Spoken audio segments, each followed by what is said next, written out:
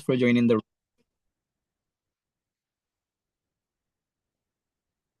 I would like to say thank you to Bansa Foundation for inviting me as the speaker and for making this event possible. Thank you very much, you guys. Dan untuk teman-teman semuanya, thank you very much also to y'all for being the audience for tonight's meeting. Before I go any further, talking about working holiday visa Australia, let me just briefly introduce myself to you guys. My name is actually Awista, Awista, and but I go by Boy. Boy is actually my nickname. It's like I'm well known so because I used to be a teacher and all my students call me so. So yeah, it's whatever you guys call me when we pass by. Kak Boy, Bang Boys, okay. I am an English teacher and also a content creator now, focusing on my daily basis here in Australia, while doing my third year working holiday visa di Australia. So that's pretty much about me. Thank you. So let's just get right into working holiday visa. Nah, saat kita dengar WHV, itu udah benar-benar nggak asing lagi sekarang kan guys. Working holiday visa is going super duper popular, isn't it? Yeah, it's um, kind of hype to this day, bang. yeah, that's true. Heaps of people applying. Okay, I have a question, you guys. Siapa di sini, siapa yang joining the room yang udah pernah ikut war WHV? Ada nggak? Pasti ada nih satu dua orang nih harusnya nih. Kemarin kan Iya, baru buka ya bang, 2024. iya, yang sisa kemarin, yang Ah, 350 ya. teman-teman di sini ada yang nyoba nggak nih? Boleh resennya. Oh, berarti belum ya? Ada yang belum pernah itu ya, yang joining this room ya? Belum pernah war sama sekali. Ya, possibly kayaknya bang. Oh, I see, I see. It's alright. Jadi WHV populer banget. Kita flashback bentar di 2023 awal. Itu 1 Maret. Iya, 1 Maret. Enggak, 1 Maret, 1 Maret benar. Itu aku daftar sama temanku ya. Itu kuota yang dibuka sekitar 1.400 something gitu. Dan yang apply saat itu cuma 800-an. Teman-teman bisa lihat sisa kuotanya berapa. Dan itu benar-benar nggak ada drama kayak sekarang. Drama apa error, server down, terpental segala macem itu nggak ada guys. Because down to my experience, I used 3 devices and all the devices logged in. 3 device itu dapat semua guys. Nah kalau kita lihat sekarang yang dibuka 350 kemarin ya, wah itu berapa belas ribu itu yang daftar. Jadi segitu guys, WHV sekarang udah being super duper popular amongst youngsters yang menyuarakan ingin kabur aja dulu, especially di Australia, hijrah ke Australia. Jadi siap-siap guys. Benar kata Kak Budi, masih ada waktu karena pihak IMI juga belum spill.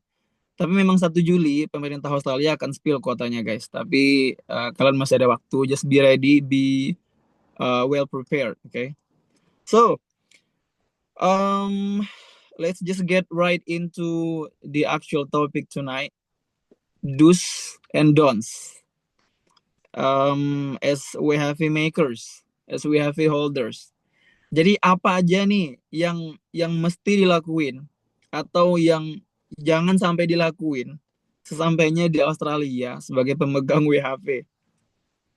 Tapi disclaimer ya guys, ini aku nggak akan ngasih kalian tips dan trik atau syaratnya apa-apa aja. Teman-teman bisa googling sendiri, banyak kok referensinya. Ini sebenarnya aku hanya ingin berbagi guys cerita based on my personal experience, hal-hal yang lekat sama anak WHV tentunya, dan tentunya juga yang udah aku alamin sendiri being here for almost 2 year and 3 months, 2 year and 2 months probably. Jadi aku akan sharing ke teman-teman, setidaknya kalian yang berniat atau nanti yang apply atau nanti yang mungkin dapat WHV-nya ada gambaran nih.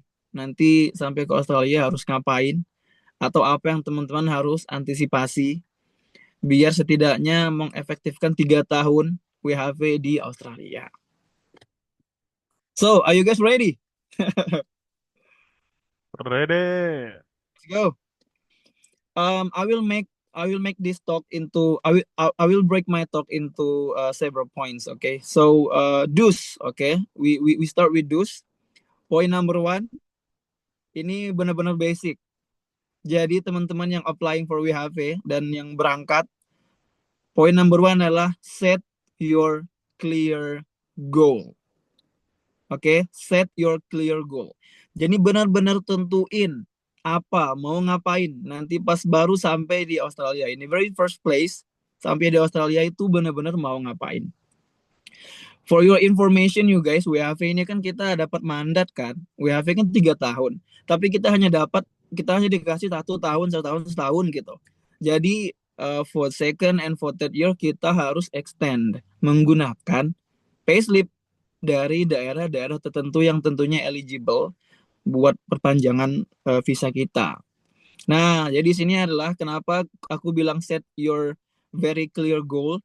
Jadi datang ke Australia pertama kali teman-teman harus tentuin mau mau kerja di city, ngerasain city hustles, city life dengan segala kemegahannya dan kemajumukannya, atau langsung berburu payslip di daerah regional.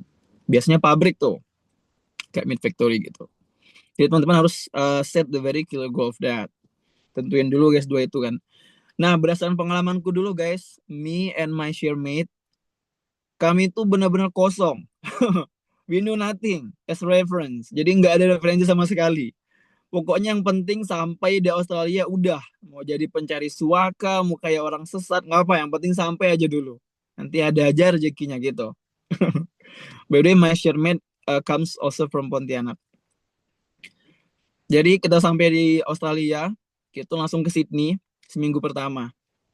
Seperti biasa kita ngurus dokumen biasanya guys. Kalau sampai di Australia pertama kali WHV ngurus dokumen. Apa aja itu? Tentu kita beli kartu SIM card. SIM card udah kayak ID di sini ya, kayak PID segala macam pembayaran kita pakai SIM itu guys, nomor HP. Jadi kita beli dulu nomor HP itu. Habis itu kita bikin akun bank. Bikin akun bank.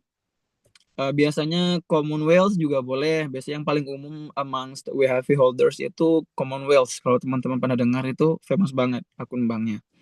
Di Sydney dekat kok dari Central. Nah setelah itu kita bikin TFN, taxpayer number. Itu biasanya kayak NPWP gitu di Indonesia. Kenapa kita harus bikin itu? Karena kita kerjanya legal. Biasanya kalau di pabrik-pabrik atau tempat kerja yang terdaftar di pemerintahan Australia, itu kita setiap pembayaran gaji itu kita auto terpotong gajinya. Jadi auto.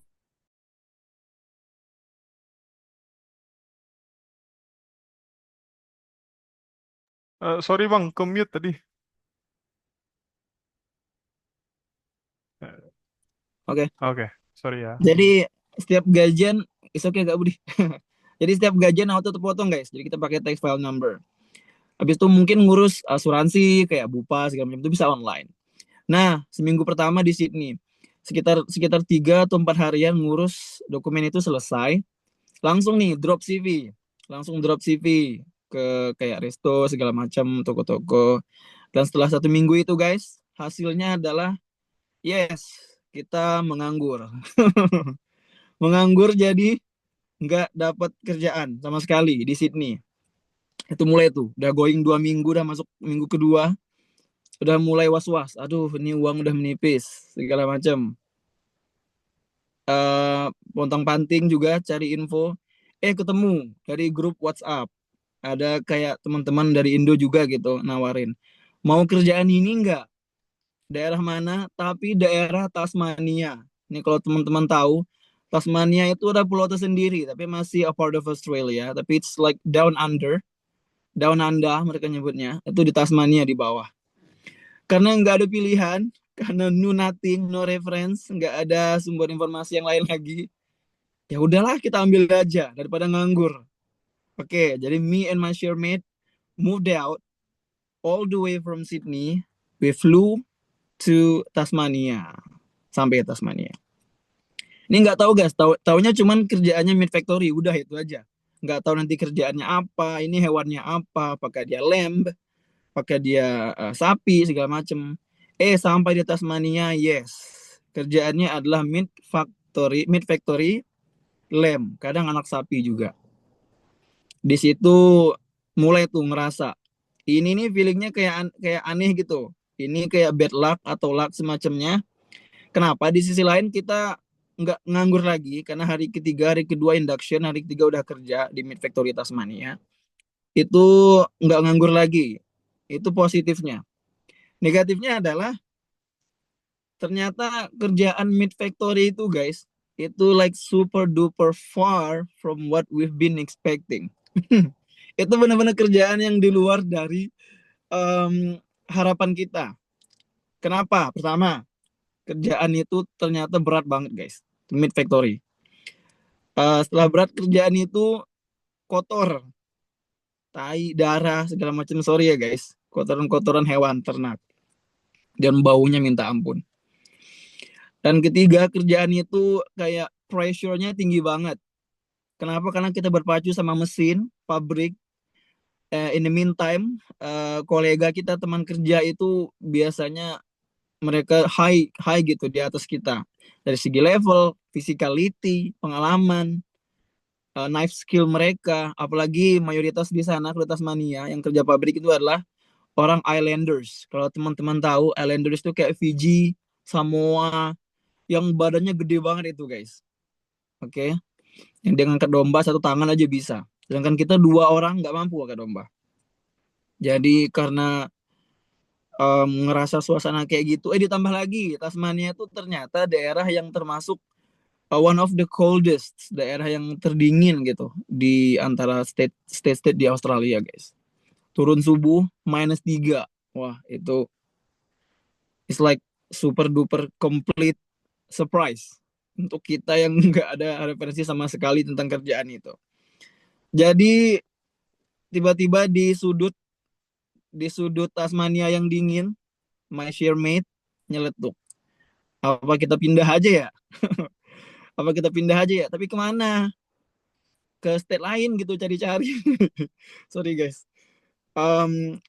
Dan kayak ragu tapi mau guys. Ragunya kenapa? Karena kita nggak tahu nih dunia luar tuh kayak gimana lagi gitu kemungkinannya. Bisa jadi better, bisa jadi worse than this workplace karena gambling lagi kan. Tapi di sisi lain tangan udah sakit, badan badan juga capek banget. Dan asal kalian tahu juga kuku guys. My nail ini guys kayak gini guys. Ini lepas, fell off, really. My nail itu lepas guys. Kalau kalian pernah ngalamin pasti kalian relate. Jadi kita diskusi semalaman, habis itu we end up pesan tiket, and yes, kita pindah. Jadi itulah guys pentingnya. Balik lagi ke poin yang pertama tadi, itulah pentingnya set your clear goal. Tentukan benar-benar clear goalnya. Mau kemana dulu, mau ngapain dulu, apa mau ngejar payslip, apa mau kerja di kota. Sempat kami mikir, me and my share-mate, mending kita kerja di kota aja ya kemarin ya, bertahan di sini gitu daripada menderita kayak gini. Itu akan relate nanti kalau kalian ke sini guys. Jadi singkat cerita kita pindah, we pack our bag and we moved out. Kemana? Ke salah satu state yang termasuk cukup populer di Australia, populer dengan tempat kerja yang penuh dengan fruit picking, ya, kerjaan metik buah. Nanti kita bahas ke poin selanjutnya guys. Jadi poin pertama tadi adalah set your goal. Benar-benar pastikan guys tujuan kalian in the very first place, at the very beginning sampai di Australia. So, tadi poin pertama, set your goal. Nah, do yang kedua adalah navigate yourself. Navigate yourself. Ini as simple as kayak pandu gitu guys, atau arahkan langkah kaki teman-teman sendiri. Do not depend on everyone. Termasuk your share-mate juga. Kadang mereka ajakannya aneh-aneh. Nah, jadi navigate yourself, pandulah diri kalian guys.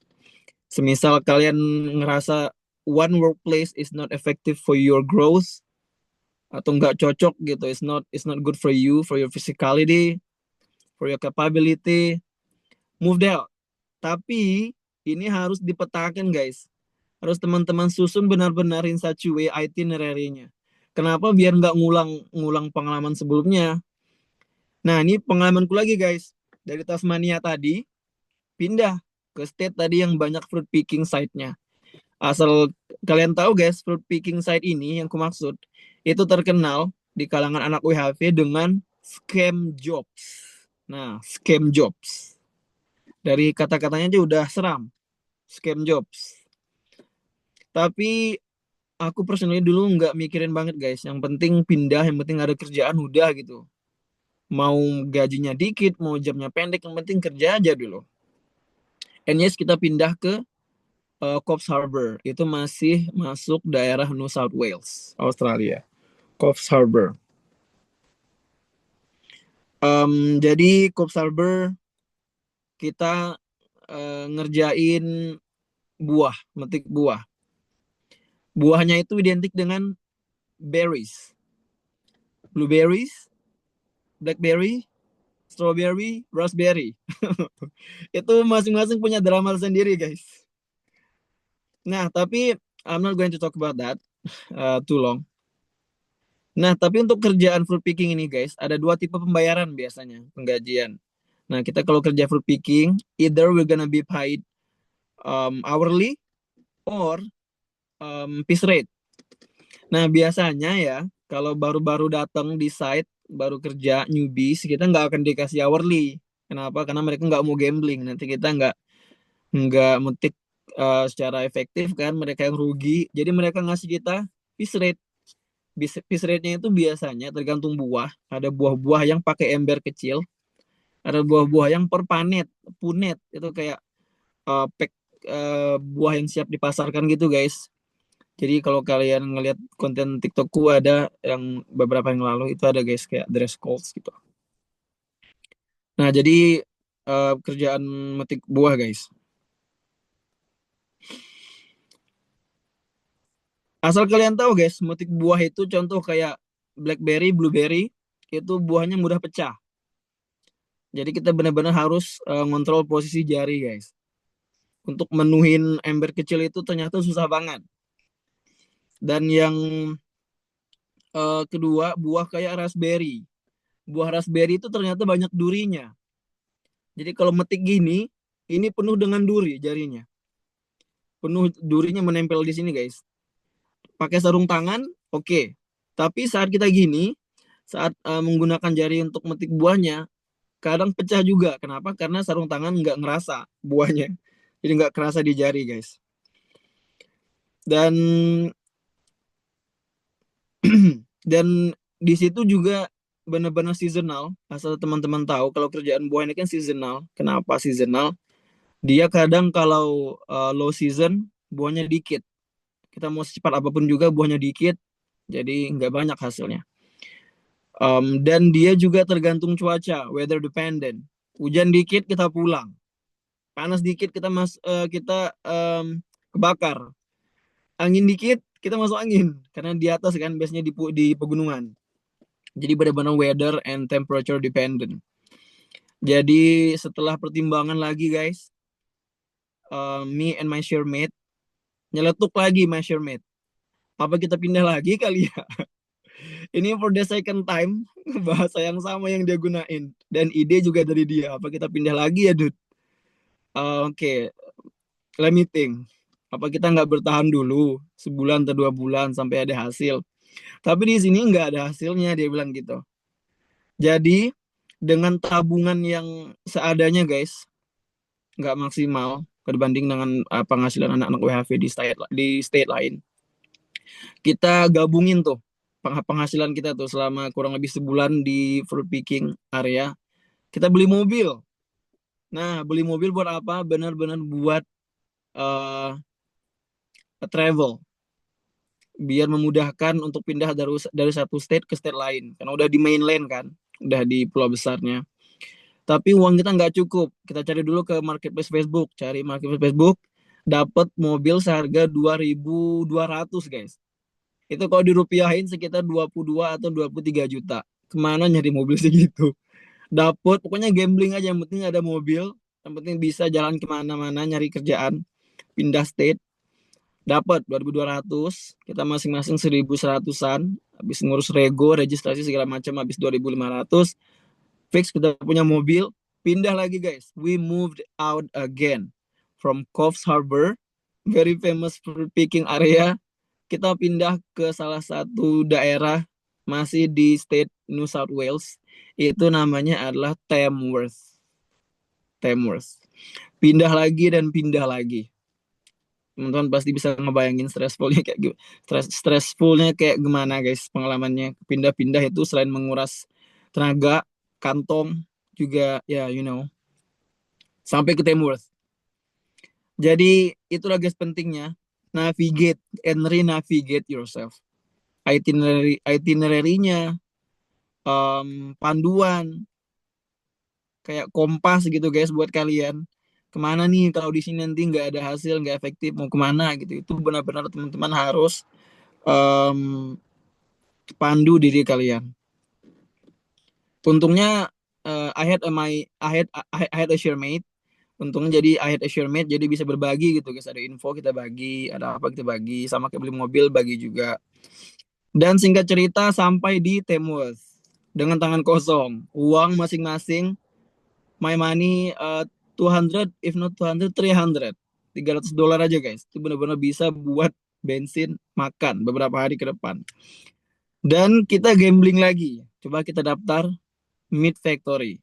Boleh domba, boleh poultry ayam, atau boleh farm. Boleh itu peternakan guys.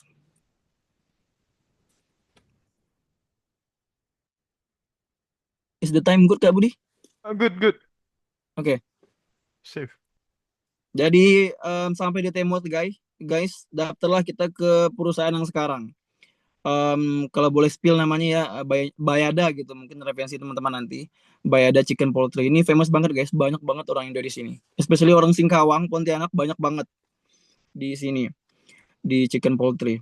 Nah di sini tuh alhamdulillahnya ya settle, semuanya settle.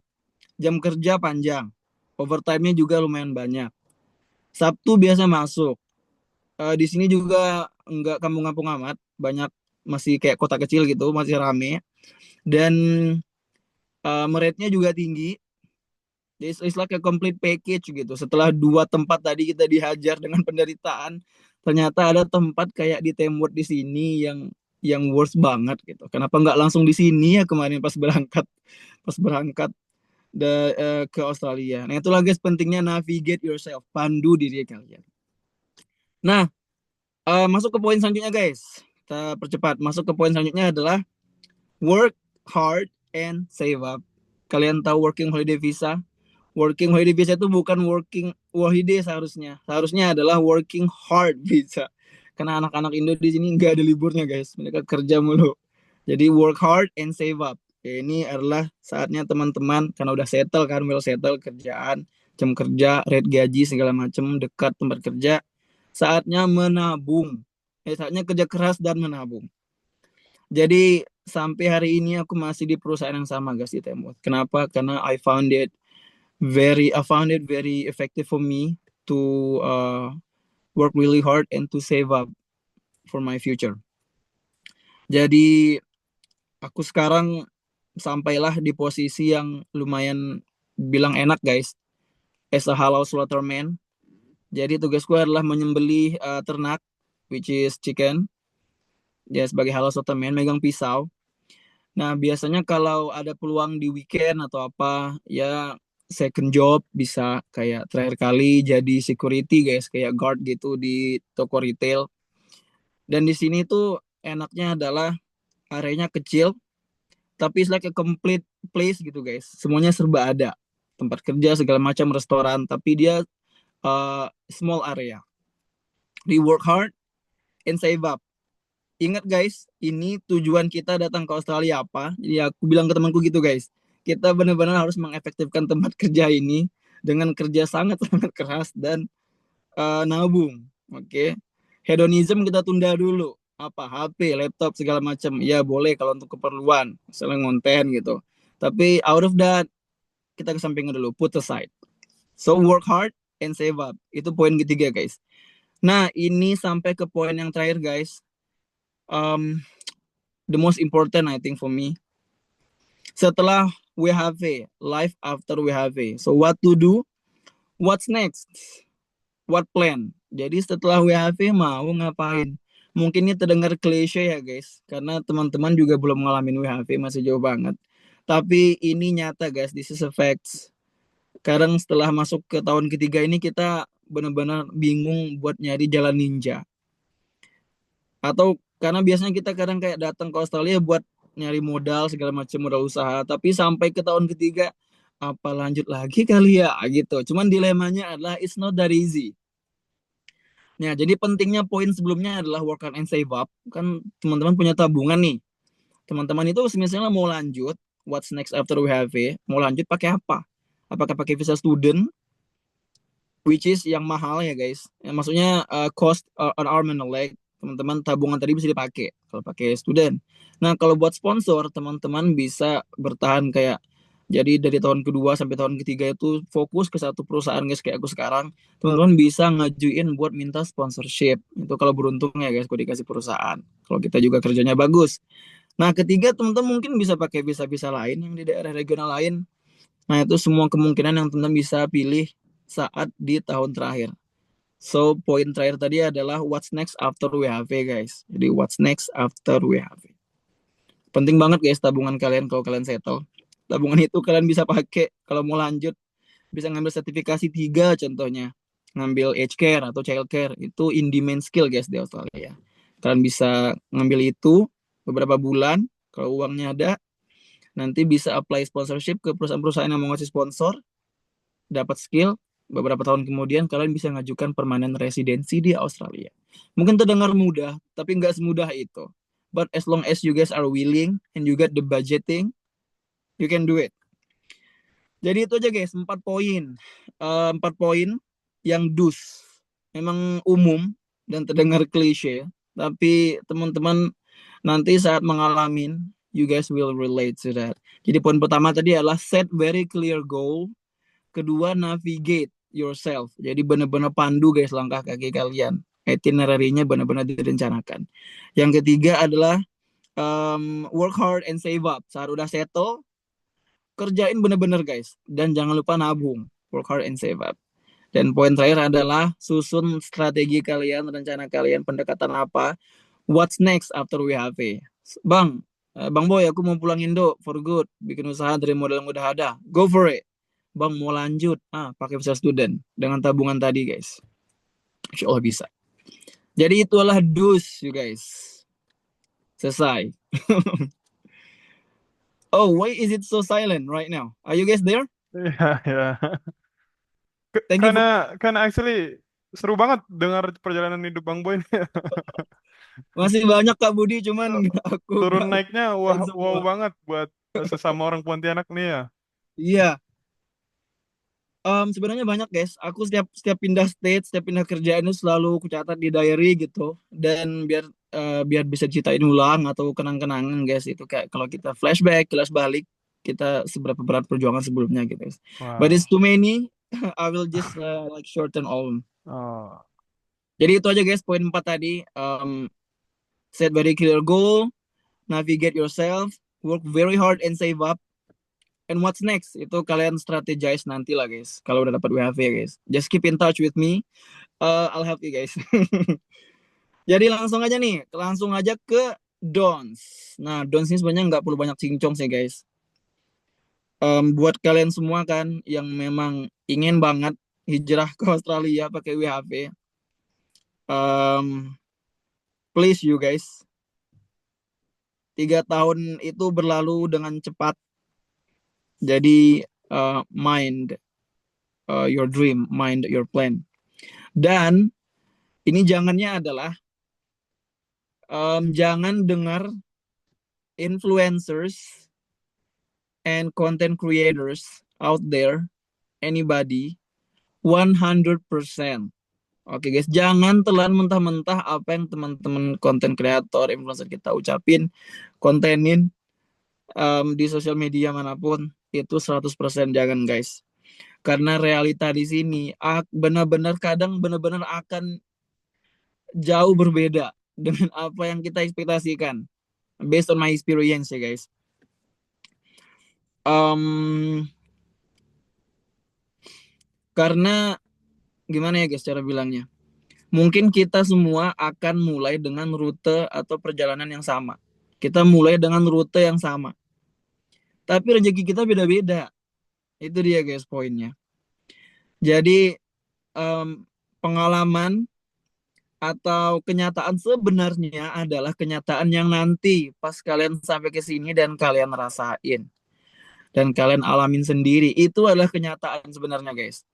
Saat kalian ngomong kenyataan dari orang lain yang ngomong itu, that's not real.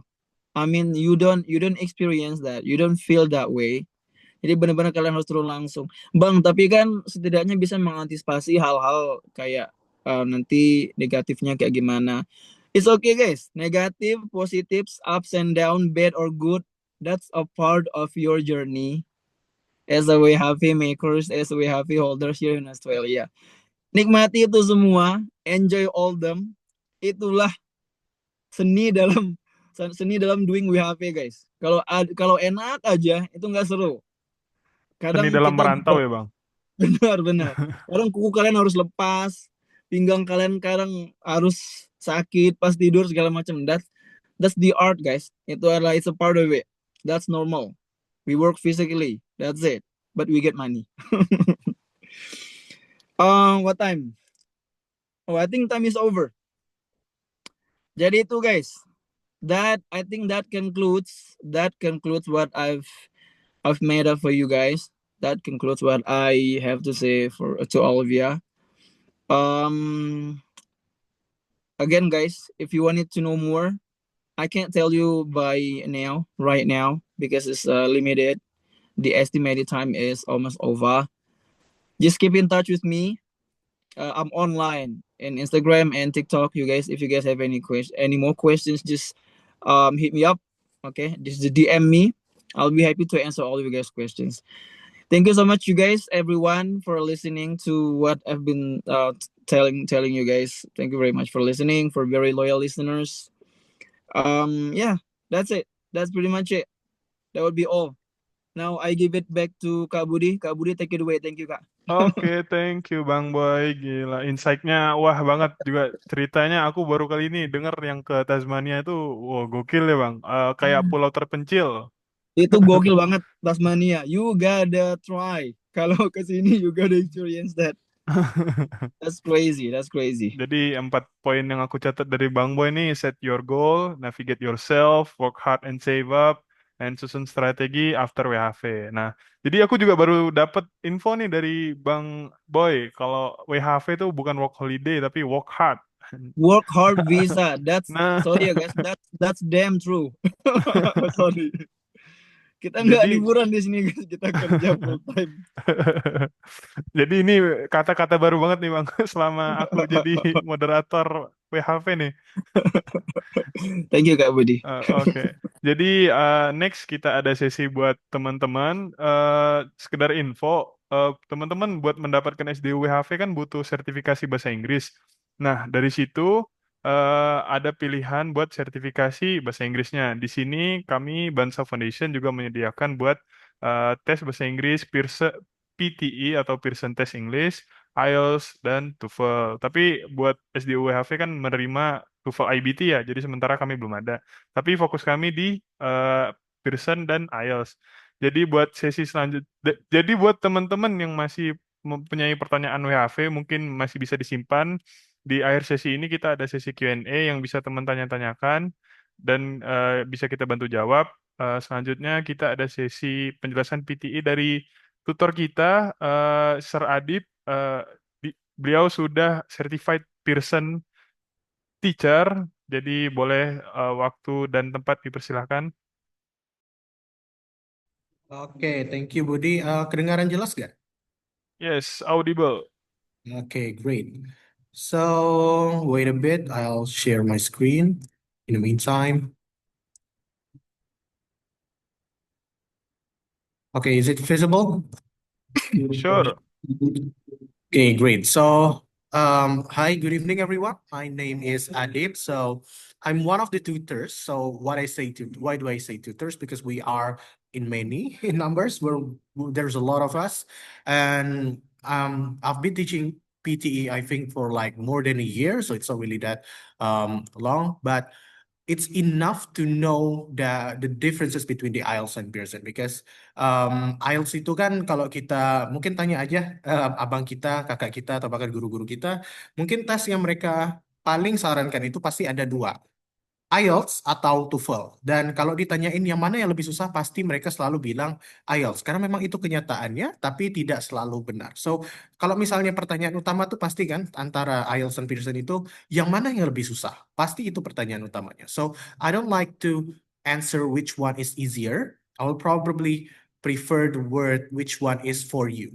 Jadi ada yang lebih cocok ngerjain IELTS, ada yang lebih cocok ngerjainnya Pearson. Dan itulah yang akan kita kupas tuntas juga di malam ini. So, please stay tuned.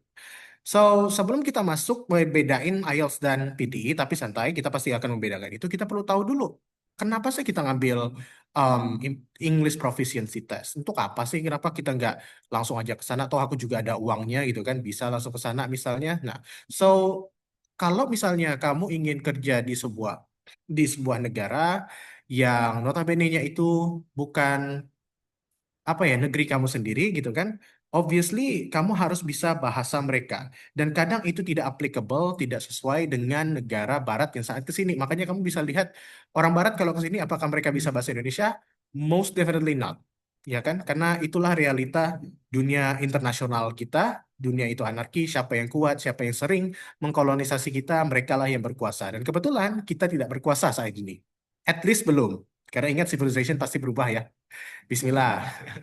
Nah, so pertama alasan kenapa kamu harus punya job opportunity. Kenapa kamu harus punya English proficiency itu adalah job opportunity. Kedua adalah safety. Jadi kalau misalnya kamu um, ingin mendapatkan gaji terbaik, ingin mendapatkan pekerjaan terbaik, dan maksud aku adalah dari segi pekerjaan yang paling cocok untuk kamu. Jadi misalnya kamu memang tipenya itu nggak bisa kerja fisik, bisa aja kerja yang walaupun tetap fisik semua ya di sana ya. Bisanya kerja fisik yang tidak se-demanding itu tidak perlu keluar ruangan misalnya. Kamu perlu komunikasi yang baik. Kamu perlu bisa menegosiasikan jenis pekerjaan kamu dan kamu juga perlu bisa mengkomunikasikan dengan teman-teman kamu yang juga ada di sana yang probably not Indonesian as well. Mungkin bukan orang Indonesia. So that's why if you have good English, you will have better opportunity to communicate. Tapi kalau proficiency testnya untuk apa? Kenapa kamu butuh kertas itu? Karena tidak semua orang bisa langsung percaya dengan kita, betul? Karena hanya karena kita muncul dengan wajah yang manis, tampan dan misalnya gitu ya, nggak bakal langsung dipercaya sama orang lain dengan segampang itu. Makanya perlu ada em, sertifikat. Jadi ibaratnya seperti ini. Tidak semua orang bisa percaya sama kita secepat itu, betul? Perlu banyak sekali waktu, perlu 3 tahun, 4 tahun, bahkan ada yang sampai 5 tahun baru akhirnya kenal. Oh ternyata kamu pernah satu SMA dengan aku ya, dan akhirnya mana tahu takdir membawa tiba-tiba jodoh orang-orang seperti itu, betul? Banyak ceritanya di sekitar kita. But the point is, tidak semua orang bisa tidak bisa kita kenalkan diri kita. Betul? Kita perlu sesuatu yang membuktikan bahwa kita itu kompeten, bahwa kita itu bisa melakukan sesuatu dan waktu bukan menjadi jawaban tersebut. Yang menjadi jawaban adalah sebuah kertas yang menunjukkan kalau ya kalian sudah berapa tahun melakukan sesuatu atau sebuah kertas yang menunjukkan bahwa kamu tuh bisa sebuah bahasa. Salah satunya adalah bahasa Inggris. Di sini proficiency test itu berfungsi sebagai kesempatan kamu untuk menemukan kesempatan pekerjaan yang jauh lebih bagus lagi gitu. So, yang kedua adalah safety dan ini mungkin jauh lebih applicable, jauh lebih relevan kepada kita yang mau ngambil WHV atau bahkan sudah dapat WHV-nya. Jadi, kamu perlu kemampuan memahami bahasa Inggris secara tertulis ataupun lisan. Karena kamu bakal diberikan instruksi pekerjaan. Kamu bakal ngomong dengan klien juga di sana. So, sebenarnya aku juga pernah dapat student waktu itu, dan studentnya itu udah sampai di sana udah kerja sebenarnya, tapi balik lagi minta ajarin bahasa Inggris, dan alasannya kenapa? Karena dia menjadi server di sana, dia menjadi seorang waitress dia. Nah, problemnya adalah dia dianggap sebagai waitress yang sangat jutek. Padahal orangnya nggak jutek, sumpah. Itu talkative banget, sangat suka berbicara. Tapi karena pakai bahasa Inggris, dia nggak tahu mau ngomong apa. Yang dilakukannya saat lagi nanyain customer mau makan apa, dia nanya ya sebatas itu aja. What do you want to eat? Nah, gitu aja. Nggak ada sapa halo hai, walaupun senyum tetap nggak kelihatan ramah. Therefore, she goes back again and tries to learn English again because she needs to be able to communicate better. Gitu kan. Jadi untuk instruksi kerja aja dibutuhkan hal tersebut. Nah, bagaimana dengan safety? Kalau kita sedang membicarakan kerjaan di pabrik dan semacamnya, tentu K3 itu penting. Betul? Kita perlu tahu instruksi pasti apa yang boleh kita lakukan, apa yang tidak boleh kita lakukan. Kalau kita nggak paham, ya bye-bye ya kan. Malah resikonya lebih tinggi lagi di situ. So, walaupun ya WHV itu cuma butuh skor 30, jangan anggap kalau udah 30 aja udah cukup. Jangan anggap sudah dapat proficiency test itu oh udah cukup nih. Enggak. Bahasa Inggris itu adalah bahasa kita di sana nanti. Karena ingat, fakta unik ya tentang bahasa Inggris by the way. Dari 10 bahasa yang paling banyak digunakan di seluruh dunia ini, dia tuh rank 1, top global masih, ya kan? Nomor paling 1. Dan dari 7 miliar manusia di dunia, 1,5-nya itu menggunakan bahasa Inggris. Jadi sekitar 17% populasi di dunia itu menggunakan bahasa Inggris. Tambahin lagi nih, 72% orang Australia itu ngomong bahasa Inggris. Mungkin kita mikirnya 100 ya, enggak, sebenarnya enggak 100. Karena kan banyak populasi yang tidak menggunakan bahasa Inggris secara official juga. Dan sebenarnya Inggris bukan bahasa official di Australia. Sedangkan di Jamaika malah bahasa official kayak gitu. Jadi kadang aneh sih memang negara-negara ini. Lucu.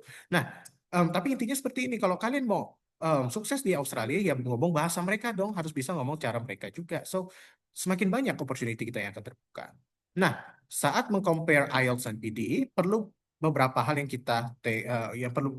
yang harus kita catat. Pertama, mereka ini apa sih? Mereka itu poin-poin utamanya apa sih? Kita lihat dulu dari PTE by the way, karena ya ini flagship kita sih hitungannya. Nah, key points dari PTE itu sebenarnya ada 3, yaitu pertama result. Resultnya itu yang paling cepat, whoosh lah dari itu ibaratnya. 2 sampai 5 business days saja. Jadi untuk kalian yang sibuk itu ini sangat efektif untuk kalian yang lagi kejar-kejaran tes atau misalnya mau agak sedikit mepet karena lagi ada kebutuhan tertentu misalnya ya, PTE bisa menjadi solusi yang terbaik. Selanjutnya waktu. Waktunya itu cuma 2 jam. Oke, kelihatan lama mungkin ya 2 jam itu. Kalau kita bandingkan dengan tes lain, however, this is the fastest test available for now.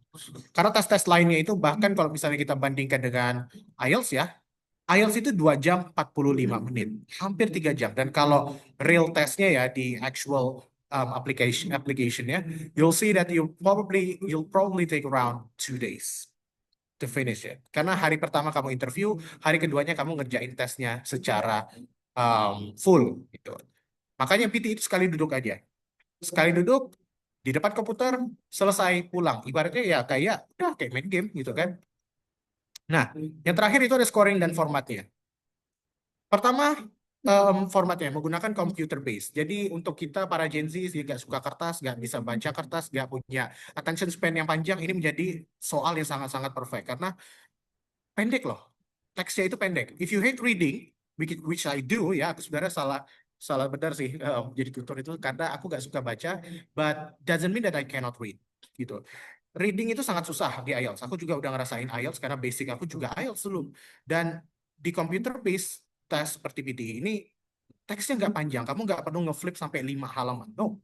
Kamu cuma perlu lihat 2 sampai 3 paragraf aja. Dan teksnya sumpah. Semuanya itu fun fact. Semuanya itu adalah informasi yang kelihatan rumit, tapi sebenarnya tuh informasi yang cocok untuk orang-orang yang nggak tahu. Jadi semuanya itu fun facts dan mengcover semua level bahasa Inggris. Jadi kalau bahasa Inggris kamu nggak bagus sekalipun, sebenarnya ada informasi yang bisa kamu pahami. So that's why it's very great for us Gen Zs. Apalagi yang sangat memiliki attention span yang sangat pendek gitu. Selanjutnya juga ada clear rubric dan juga AI. Maksud aku clear rubric itu gini, scoringnya tuh gampang untuk kita nilai sendiri. Jadi kita tahu apa itu skor tertinggi, apa itu skor terendah. Contoh misalnya ya, esai. Nilai tertinggi di dalam esai itu adalah esai yang bisa menjawab menjawab permintaan esainya secara menyeluruh. Contohnya pertanyaan esainya kamu jawab gak? Kamu membahas topik yang tepat gak? Terus apakah kamu menjawab dalam format yang tepat, yaitu 200 sampai 300 kata. Nah, itu aja tuh sudah terpapar jelas di segala jenis soalnya. Karena kalau misalnya kita lihat di IELTS ya, soalnya macam-macam, tipenya macam-macam juga. Dan mereka cuman dimarketkan ya sebagai tes dengan 4 section. Kayak ya cuman ada speaking, reading, listening, dan writing-nya. Itu aja. Sebenarnya banyak jenis soalnya. Reading-nya ada sekitar 11 sampai 12 jenis soal. Listening-nya juga sama, ada sekitar 10 jenis soal yang berbeda-beda. Kayak gitu. Jadi, dan itu nggak semuanya bisa kita dapetin. Ujung-ujungnya adalah terkadang satu jenis soal bisa sangat sulit untuk kita kerjakan. Karena kita nggak pandai menentukan yang mana true, false, dan not given, for example. Nah, itu bakal susah tuh. Jadi, walaupun bahasa Inggris kamu bagus karena kamu jelek di in that particular section, ujung-ujungnya apa? Nilainya nggak maksimal. Itu kalau di IELTS ya dibandinginnya. Sekarang aku akan menchampionkan IELTS nih dibandingkan dengan PTE. Kalau kita bandingkan dengan PTE, IELTS masih menang recognition. Jadi senior, masih dari pengalaman tuh menang lah di IELTS. 10.000 institution around the world itu termasuk Australia, ya tujuan kita semua kan. Kanada, New Zealand, and UK itu menerima IELTS. Jadi ibaratnya kalau kamu udah punya IELTS, yang lainnya itu nggak apa-apa kalau nggak punya. TOEFL IBT. Negara yang butuh TOEFL IBT itu biasanya tetap menerima IELTS. Walaupun ujung-ujungnya tetap harus ngambil TOEFL IBT ya. Contoh kayak Fulbright misalnya. Kalau kamu mau ngambil beasiswa Fulbright itu kan tetap harus pakai TOEFL IBT misalnya. Selain itu format dan availability. Jadi PTE itu masih sayang banget nih. Walaupun bagus banget dan sangat potensial, dia itu belum tersedia di seluruh Indonesia. Tapi untungnya kalau kita untuk orang-orang Pontianak ya di sini sudah tersedia. Di kami juga ada menyediakannya.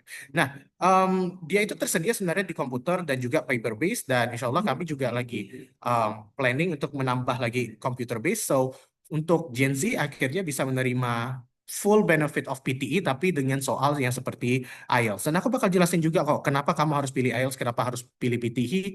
PTE pure dari cara mengerjakannya bukan cuma karena dia komputer dan bukan komputer kayak gitu. Selanjutnya juga dia dinilai sama manusia, jadi bukan em, robot gitu, bukan AI yang menilai kita. Tapi dengan exception ya untuk reading dan listening section karena ya itu menilainya memang kayak UN. Kalau salah, salah, benar, ya benar. Itu bisa dinilai dengan AI. Tapi untuk beberapa skill lain yang sangat kualitatif, contoh kayak speaking kita, tulisan kita, writing kita, gitu kan harus dinilai sama manusia jadinya sama IELTS itu. Makanya di PTE itu kadang ada yang skeptis. Walaupun sebenarnya AI PTE itu udah sangat bagus loh. Karena gini, dia bukan cuma AI aja yang menilai di PTE. Dia kalau misalnya menemukan adanya template, dia bakal kirimkan ke manusia, ke examiner yang manusia. Nah, jadi sebenarnya agak semai gitu, terutama untuk soal-soal seperti writing yang sangat kualitatif, yang sangat bisa subjektif.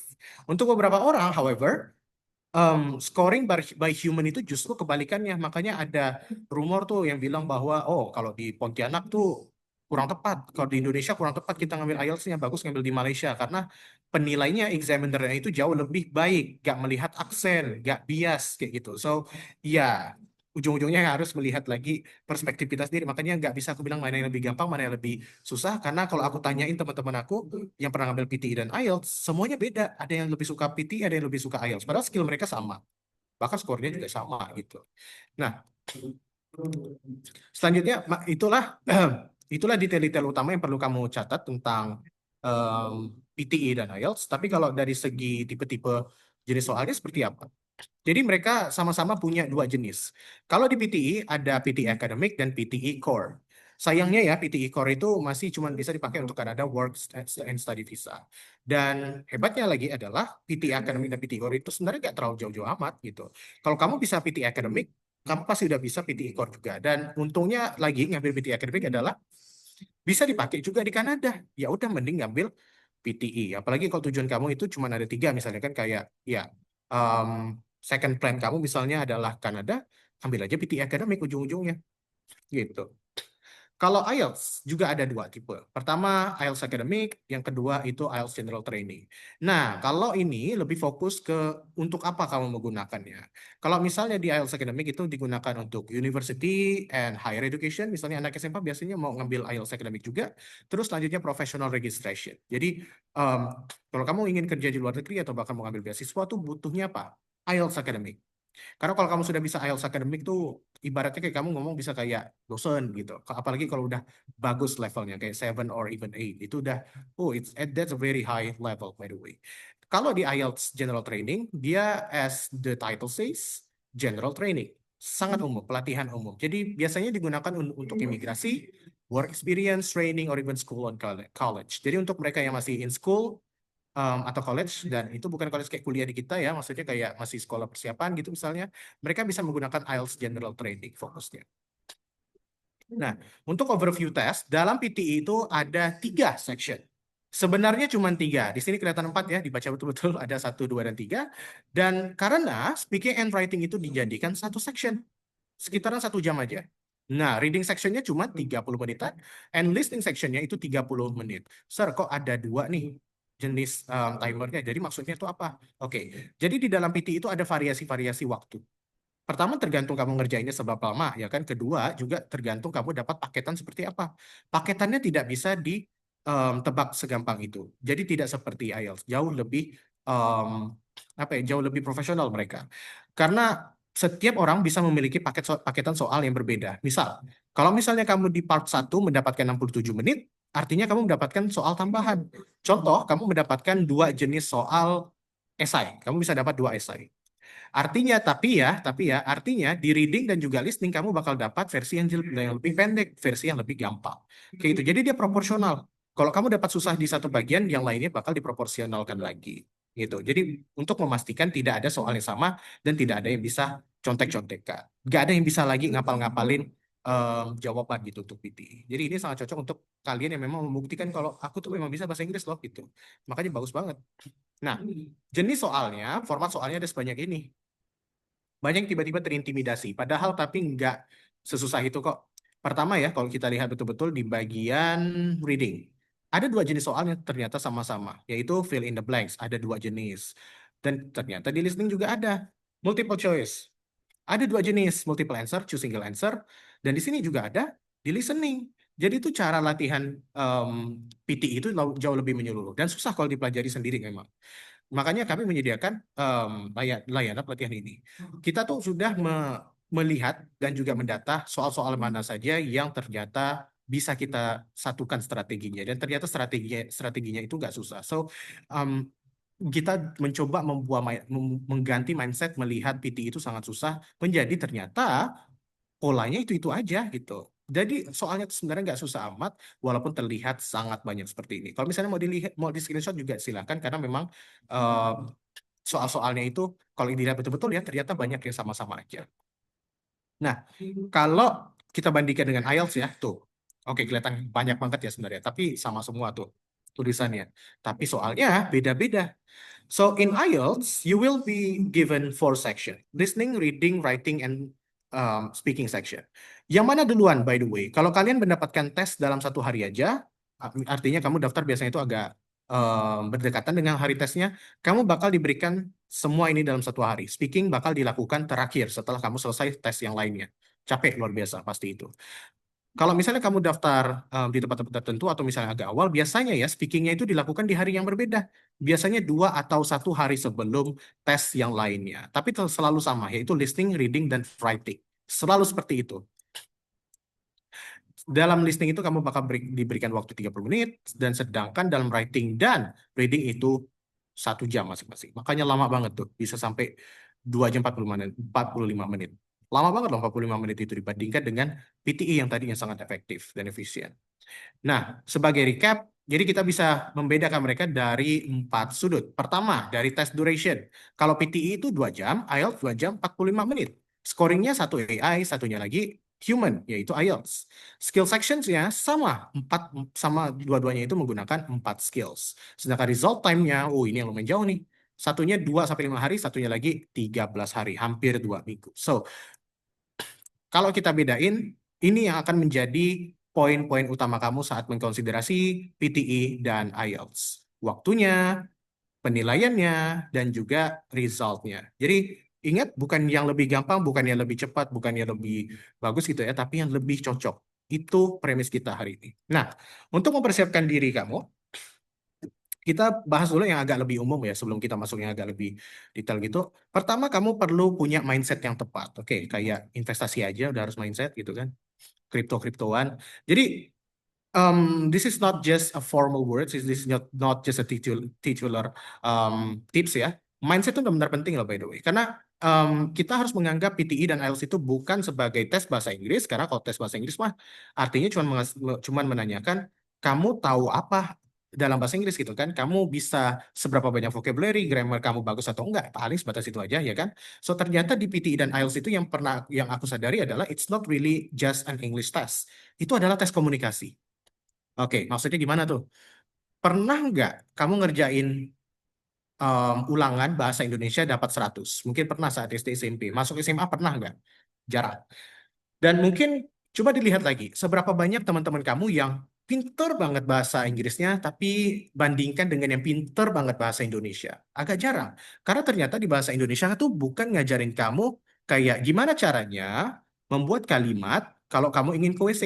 Enggak kayak gitu kan. Kamu nggak disuruh bikin kalimat dalam bahasa Indonesia yang mengkomparasikan sesuatu, nggak pelajari kayak masa depan, masa sekarang, masa lalu, nggak past tense, simple tense, semacamnya itu nggak ada di bahasa Indonesia. Karena fokusnya bukan grammar, bukan aturan tulisan, tapi komunikasi. Saat kamu baca teks, kamu paham nggak isinya? Apa aja informasi yang ada dalam situ? Gimana cara menggunakannya? Apa itu frasa? Apa itu klausa? Apa itu em, apa itu parabola? Ya kan banyak. Apa itu majas? Banyak banget. Karena itulah esensi dari komunikasi. Ada dua orang yang menyampaikan informasi dan yang menerima informasi. Jadi, kalau misalnya kita cuma bisa menjawab soal tapi tidak paham sama soalnya, artinya kita bukan melakukan komunikasi. Betul, kita cuma menjawab soal aja. Makanya kadang kalau debat nggak bakal dapat nilai yang tepat gitu. Jadi, fokuskan ke komunikasi bukan bahasa Inggris. Dan ini penting aku sebutin ya. Kenapa? Karena banyak student yang khawatir vocabulary levelnya itu rendah. I don't really have a vast amount of vocabulary, sir. So how do I ace my PTE test? Gak perlu. Jadi kita nggak perlu tahu semua kosakata yang ada di dalam tes itu, dan mereka juga tahu. Kalian nggak perlu tahu gitu. Yang mereka berikan itu adalah kamu bisa nggak mengekstrak informasi dari teks ini. Akurasinya jadi yang dinilai. Semakin banyak vocabulary yang kita ketahui, semakin kecil kemungkinan kita salah paham sama teks tersebut atau audio tersebut. Nah, poin kedua, knowledge. Jadi kita juga harus mempersiapkan knowledge kita, pengetahuan. Ya, basic. Itu pun aku tahu, sir, gitu kan, ya kan? Nah, pengetahuan yang harus kita ketahui itu adalah English skills and format mastery. English skill maksudnya adalah ya tadi vocabulary, grammatical error kamu dan semacamnya, pokok basic of English, bahasa dasarnya. Sedangkan format mastery itu adalah kemampuan kamu menguasai format PT dan IELTS. Nah, jadi kalau teman-teman kamu itu yang bahasa Inggrisnya bagus, tapi format mastery-nya itu jelek, mereka nggak mungkin dapat nilai yang sangat efektif, tidak akan memuaskan nilainya. Sedangkan kalau kalian misalnya punya English skill yang jelek, dasar bahasa Inggrisnya masih jelek, tapi format mastery-nya bagus, nggak bakal juga dapat nilai yang tinggi. Bakal susah tuh, struggle banget. Makanya dua-duanya harus balance gitu. You don't have to be a master in here. You just have to be good enough that you know how to communicate in English. Dan itu pasti kalau udah bisa komunikasi dasar kayak aku mau makan apa, aku mau pergi kemana, apakah kamu ini, apakah kamu itu, sebatas itu aja, kamu sudah pasti bisa pertama survive di Australia, kedua pasti dapat nilai skor yang 30-an gitu. Terakhir, habit. You need to prepare your habit. And I'm not gonna lie. Karena kalau misalnya kamu ingin punya English skill yang bagus, format mastery yang bagus, ya kamu perlu ada habit. Ini bukan PR. Jangan buat bahasa Inggris itu sebagai PR, but make it more as a habit. Artinya jangan pakai latihan terus. Jangan. Tonton video yang kamu suka. Videonya bahasa Inggris. Dan aku mungkin bisa sharing sedikit, walaupun nggak disponsor sama videonya ini ya. Kalian tahu Bluey nggak? Kalau misalnya tahu, itu adalah kartun anak-anak di Australia yang sebenarnya itu sangat bagus banget loh, sangat bagus banget. Jauh lebih bagus daripada Cocomelon. Karena bahkan cocok untuk orang-orang dewasa seperti kita nonton itu. Serius, serius. Dan aku selalu menyarankan ini ke murid-murid aku yang ingin belajar bahasa Inggris, terutama ya yang mau WHV, karena Bluey itu menggunakan aksen Australia. So banyak yang ngeluh, "Sir, Australia ini ngomong apa sih itu? British ya susah, apalagi Australia," katanya. Karena kan example jalah. Kalau misalnya kita bilang no in American English, it probably sounds like no, just no, kan? British no probably, but when it comes to Australian, it sounds like no. Kayak nur tulisannya gitu kalau kamu lihat. Nar. Aneh. mungkin Kak Boy juga bisa cerita tuh gimana aksen Australia. Jadi even if you're great at English, tapi kalau aksen yang kamu biasain itu kayak aksen Amerika gitu kan, sering nonton Transformers semacamnya, gak seberapa dengan aksen Australia. Tiba-tiba bisa balik lagi jadi nol bahasa Inggris itu. That is true, Kak. That is true. Iya kan? Iya kan? Iya. Sakit banget tuh. Aku aja kalau dengar audio Australia itu, ini Australia nih, udah harus siap nih, itu kan banyak ngopnya gitu, aksennya Yeah, itu. So, yeah, heavily accented. umur gitu. Aduh, Scottish aja jauh lebih gampang rasanya di telingaku. Dan itu juga gara-gara habit sih. Nah, so ya, jadi itu memang kalau misalnya kita mau survive, mau lebih bagus lagi bahasa Inggrisnya memang harus jadi habit dulu. So, if you hate English, hati-hati tuh itu gejala-gejala kayaknya nih bakal susah kalau kamu sampai di Australia gitu. So, make sure. Jadi kamu harus suka dulu gitu. Jangan fokusnya ke soal apa, soal apa, soal apa. I know it's a grind set deh. Grindingnya itu mindset grindingnya itu pasti utama gitu. Tapi kalau kita gak suka sama bahasanya bakal susah dipelajari. Pasti itu. Nah, next. Different dari what to prepare, this is what to look out. Jadi lebih kayak checklist yang harus kamu lihat. Pertama, physical and psychological variables. Dan ini ke arah saat ngerjain tesnya. Nah, maksud aku apa nih? Psychological and physical variables. Ya maksudnya variabel fisik dan psikologi kamu. Yang maksudnya sehat secara fisik dan mental. Jadi ini cerita udah mungkin berkali-kali aku ceritain juga, tapi itu selalu terjadi masalahnya. Kalau misalnya kamu lagi sakit, lagi gak enak badan, atau bahkan lagi sedih, depresi, patah hati misalnya, jangan ambil tes PTE dulu. Kamu harus delay dulu itu. Karena yang terjadi adalah kamu nggak bakal fokus, kamu nggak bakal bisa maksimal saat lagi ngerjain tesnya. Jadi, this is not just omong-omong, no. This is an actual case. It already happens like 2 or 3 times in my career. Dan itu sayang banget, padahal skillnya benar-benar bagus studentnya itu. Tapi bisa turun dari, ini serius ya, dari angka 38 bisa turun sampai 18 loh. Gara-gara ternyata dia patah hati, baru putus dari pacarnya. Itu sakit loh, by the way. Belum pernah sih aku, moga aja enggak. Tapi ya, it can change a person's mood. Kamu nggak bisa fokus sama sekali ngapain gitu. Nah, terus second, up-to-date knowledge ini paralel dengan yang tadi itu, yang sebelumnya tadi aku sampaikan. Kamu harus selalu ngecek the latest news. You need to always check the update. Dan itu bukan cuma ke bahasa Inggris saja, bahkan ke WHV ya kan. Kamu harus tahu kapan kira-kira ada cerita baru nih. Kapan kuotanya baru diupdate lagi. Kapan ada job opening baru lagi. Kapan ada opportunity lagi yang lain gitu kan. So you really need to update your knowledge because the only constant is change. Yang selalu sama itu adalah perubahan. Anjay.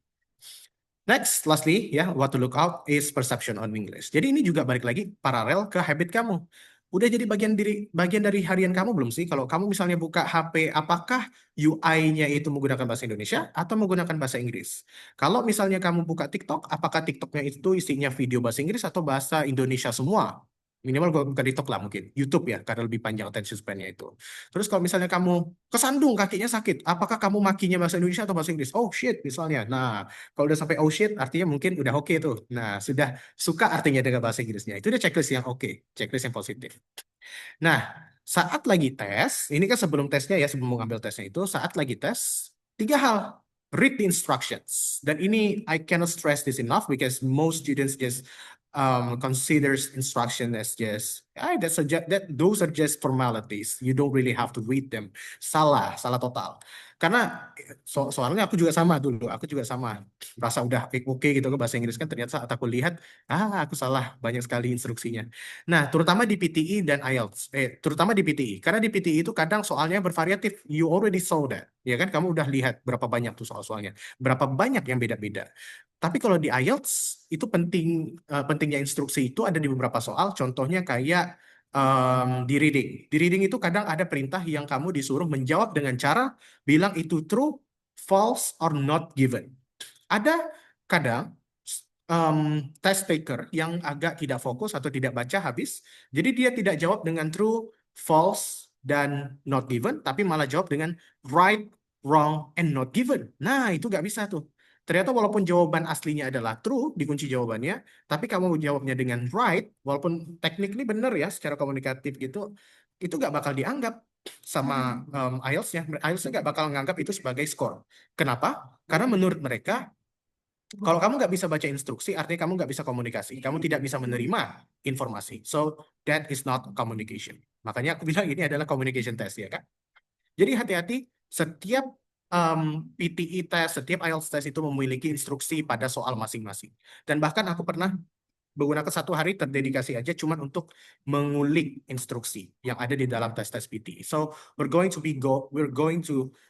went that detailed path. Kedua, realistis. Kamu nggak bakal tahu semua vocabulary. Jadi coba baca tujuan speakernya. Coba baca tujuan si writernya itu apa. Jadi jangan fokus ke arti kata ini apa ya gitu. Nggak. Cari tujuan dia nulis ini, cari tujuan dia ngomong itu. Jadi audionya tuh nggak bakal kamu kuasai secara penuh dan PT itu tahu. Kamu nggak bakal menguasainya. Jadi dia menggunakan audio-audio yang kadang ada AI-nya, kadang full AI ya, kadang juga ada audio manusia. So if you notice, manusia tuh ada intonasi, ada feelingnya, ada kayak dia menstreskan satu poin, ada yang dimana dia menekankan poin lainnya tidak sekuat satunya. Misalnya kayak aku bilang, be realistic. Aku naikkan nada aku menekankan bahwa ini penting. Dengerin, catat kalau bisa katanya. Nah, itu yang kita tangkap sebenarnya.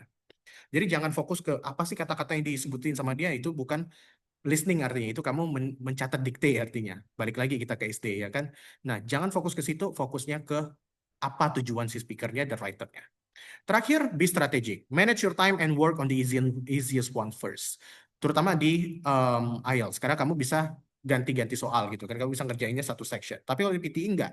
Di PTE itu biasanya gini, saat lagi nulis esai, ada 4 paragraf yang sebenarnya bisa kamu berikan secara secara umum ya, tapi bisa 1 paragraf aja sebenarnya, tapi nggak bakal bagus. Kalau misalnya kamu nulis 4 paragraf, paragraf pertama adalah introduction, keduanya itu body pertama, ketiganya body kedua, dan terakhirnya conclusion. Kalau misalnya kamu kehabisan ide di body 1, kamu bisa maju dulu ke body 2. Body 2 habis ide, kamu bisa perbaiki lagi body 1. So, be strategic dan sadari waktu itu tidak banyak. Dan mungkin aku harus sadar juga waktu gak banyak ya. Kebanyakan aku yang pilih. Sorry. Nah, terakhir nih. Which one should you choose? Oke, kalau IELTS, ternyata ada why choose IELTS-nya lagi. Kalau IELTS, nah, if you need university or scholarship, if your university or scholarship needs IELTS. Jadi pasti ada yang mengambil IELTS itu karena scholarship. Mungkin bukan kalian karena datang sini pasti karena Kak Boy dong, ya kan, untuk WHV. Nah, kalau misalnya kamu juga ada plan lain untuk universitas atau scholarship, kamu harus tahu dulu apakah universitas itu mau ambil IELTS. Tapi rata-rata pasti ambil sih, rata-rata pasti ambil kalau IELTS itu. Cuman kadang kan kalau misalnya kita ambil di Australia, mereka ada menerima IELTS dan PTE, tapi di negara-negara lain belum tentu menerima IELTS dan PTE. Contoh, di Malaysia.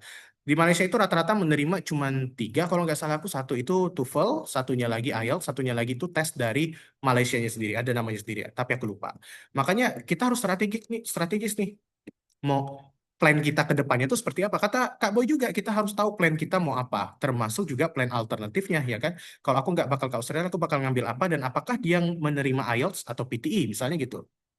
Kedua, if you trust human scoring more than AI. Kalau kamu anti AI banget gitu, nggak suka banget dengan AI.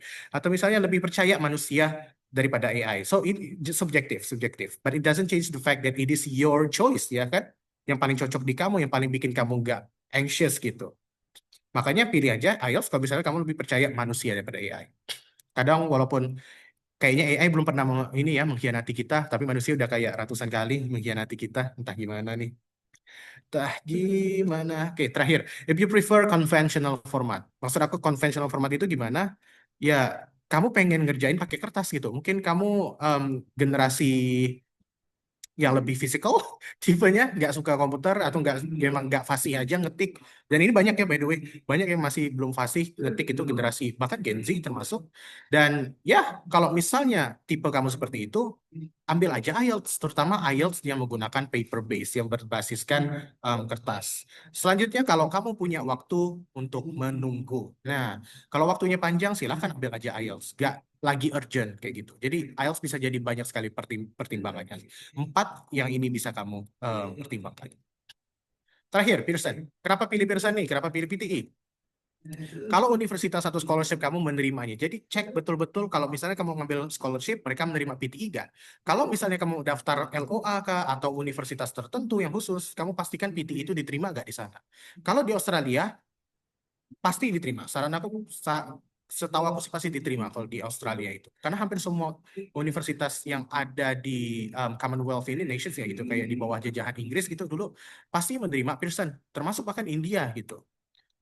Kedua, kalau kamu membutuhkan result yang cepat, kalau kamu lagi in urgent gitu, kayak contoh kemarin itu ada pembukaan LPDP X AAS gitu kan, itu kan tiba-tiba tuh, termasuk juga SFS Georgetown kemarin itu, kalau misalnya belum siap sertifikatnya, PTE bisa menjadi pilihan terbaik dan untungnya diterima loh by the way di banyak sekali universitas top. Jadi itu kadang kalau universitasnya itu udah top pasti menerima PTE biasanya kayak gitu.